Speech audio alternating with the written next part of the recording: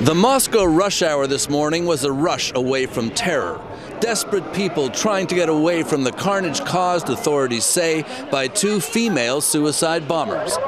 It was an apparently coordinated attack at the heart of the Russian security apparatus. Just before 8 this morning, one blast on a train at the Lubyanka station, directly beneath the headquarters of the FSB, the old notorious Soviet KGB.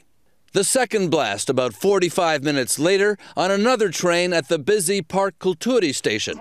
A Moscow reporter was there. And I personally saw a young woman covered with blood, and another was so scared, so she was crying. The third one was talking to someone by her telephone, by her mobile phone, thanking God for her survival. And after all that, I started realizing that I had survived myself. Blame has fallen on the militant Muslim insurgents from Chechnya in the rebellious North Caucasus region, where Russia has already fought two devastating wars, and where rebel groups have recently threatened to again bring their fight to Russia's cities, and on their websites have paraded willing women suicide bombers known as the Black Widows.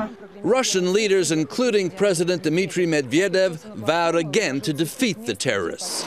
But Russia's heavy military response hasn't stopped the attacks.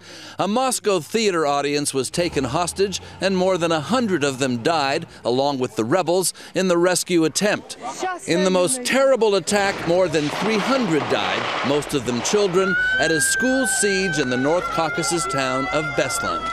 The bombing of a Moscow-St. Petersburg train last year was another example of how the military response has not worked. It's the same old answers that we've heard before about smashing terrorists, eliminating them, leaving no one unpunished.